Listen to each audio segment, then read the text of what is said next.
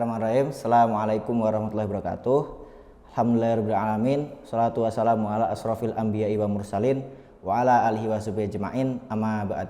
Alhamdulillah kita diberikan kesempatan untuk bertemu pada sore hari ini untuk menunggu waktu berbuka puasa. Pada sore hari ini saya ingin mengajak para penonton untuk sedikit merefleksi bagaimana kehidupan Rasulullah. Kalau kita lihat di sirah, kita baca di sirah, punya usia masa hidup sekitar 63 tahun beliau. 23 tahunnya beliau menjadi rasul, beliau diangkat menjadi nabi dari umur 40 sampai 63 tahun. Dan di umur beliau lahir sampai 40 tahun masa-masa beliau menyiapkan diri menjadi nabi. Pada sore hari ini saya ingin mengajak untuk kita bersama-sama membahas masa-masa Rasulullah sebelum menjadi nabi, yaitu masa-masa ketika Rasulullah dari kecil sampai Rasulullah berumur 25 tahun sebelum menikah. Ada beberapa hal yang bisa kita ambil pelajaran dari masa hidup Rasulullah di usia kecil sampai usia 25 tahun ini, yaitu tentang bagaimana kita mengetahui cara hidup Rasulullah dan cara bagaimana Rasulullah dididik langsung oleh Allah. Yang pertama, di masa-masa hidup Rasulullah ketika masih kecil, beliau disusukan pada ibu susuannya, yaitu Halimatus Sa'diyah. Beliau disusukan kepada ibu susuannya di salah satu bani yang merupakan bani atau suku di Arab yang mempunyai bahasa Arab terbaik waktu itu. Sehingga Rasulullah di awal-awal hidup Rasul, ketika Nabi Muhammad ini kecil bermain dengan teman-teman seusianya, beliau tumbuh di lingkungan di masa-masa ketika beliau menyusu ini, di lingkungan di mana bahasa Arabnya merupakan bahasa Arab terbaik. Maka ini bisa kita jadikan sebagai salah satu panduan bahwa untuk kita bisa mendidik diri kita sendiri, untuk kita bisa mendidik anak-anak kita adalah pertama kali kita memberikan pendidikan bahasa. Karena Rasulullah pertama kali dididik oleh Allah dengan menggunakan pendidikan bahasa, yaitu bahasa Arab terbaik yang didapatkan Rasulullah ketika hidup bersama ibu susuannya di salah satu suku dengan bahasa Arab terbaik waktu itu. Setelah Rasulullah disapih, lalu beliau hidup bersama ibundanya, lalu ibundanya wafat dan beliau hidup bersama kakeknya. Masa-masa hidup bersama kakeknya ini, hidup bersama Abdul Muthalib ini adalah masa-masa hidup di mana Rasulullah sering diajak untuk hadir di rapat-rapat para pembesar Mekah, di syura-syura para pembesar Mekah. Maka Rasulullah kecil ini, Nabi Muhammad muda ini, beliau terbiasa untuk ikut campur mendengarkan, menyaksikan bagaimana keputusan-keputusan besar di Mekah, bagaimana keputusan-keputusan besar terhadap masyarakat dibuat, dibentuk dan disusun. Maka Rasulullah tumbuh dengan pemahaman seperti itu. Lalu Rasulullah tumbuh setelah kakeknya wafat, beliau tumbuh diasuh oleh Abu Thalib, pamannya.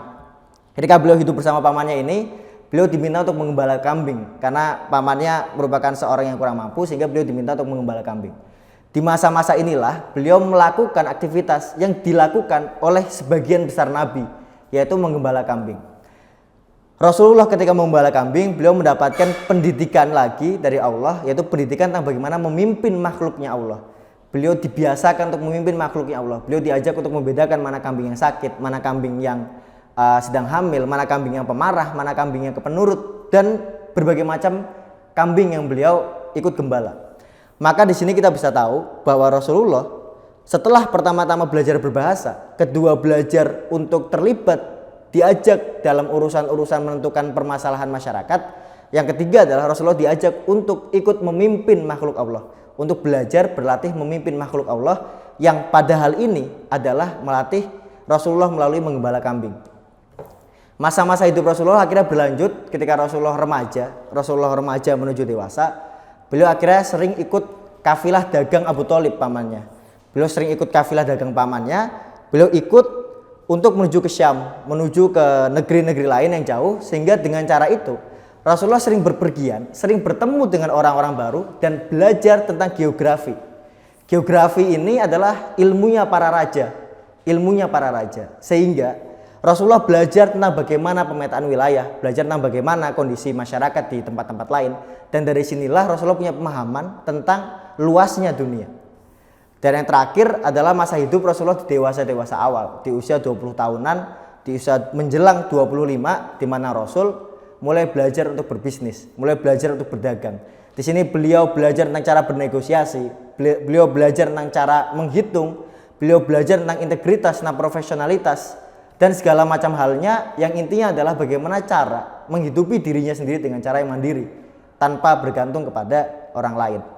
Nah, fase hidup Rasulullah sampai beliau menikah inilah adalah fase-fase yang sebaiknya bisa kita tiru, bisa kita tanamkan baik kepada diri kita sendiri maupun kepada generasi-generasi selanjutnya tentang bagaimana membina anak-anak baru, anak-anak muda baru yang hasilnya adalah menjadi orang-orang yang di kemudian hari mampu menjadi orang-orang yang dipercaya oleh masyarakat, orang-orang yang bisa diandalkan oleh masyarakat dan orang-orang yang berdaya di masyarakat.